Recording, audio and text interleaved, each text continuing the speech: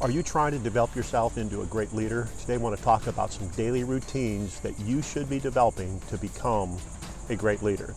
So when you think about the accomplishments of great business owners, the scope of their achievements may really seem intimidating. After all, they've made huge waves in the world of business, whereas you may feel like you've barely made a splash. But that doesn't mean that you can't learn from them in order to improve yourself and become a better leader yourself. So let's examine some habits of great business leaders that you can adopt to strengthen your leadership skills.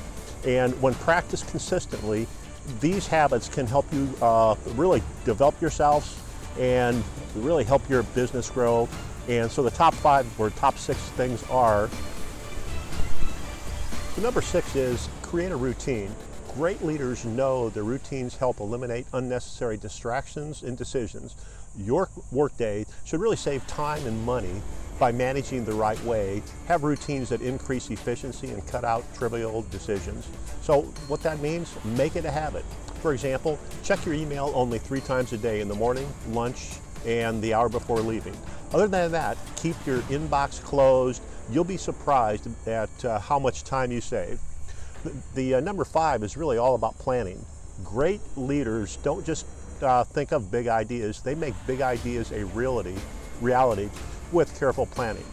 Make it a habit, clearly define your goal, and make it measurable. Don't just plan for a successful business, be specific, define what success looks like, then ask yourself every night before bed, if I spend every day like this, will I reach my goal? Number 4, take decisive, timely actions. Great leaders know that a decent plan executed today is better than an awesome plan executed after it's really too late. So make it a habit. Being decisive doesn't mean being reckless. Get as much information as possible and then make a pro and con list, and then look at your options and then act. Number 3, be vulnerable.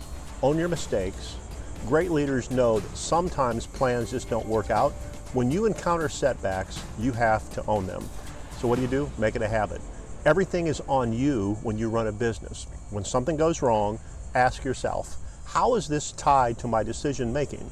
When you own this level of responsibility, admitting you made a mistake isn't a big deal because you've accepted everything is your decision. Number 2, make other people feel heard. Great leaders know that their employees help provide the creativity and the energy needed to grow a business. That's why it's important to listen to their ideas and concerns. Great leaders know that you need to make it a habit. Pay attention to what you say when chatting with employees.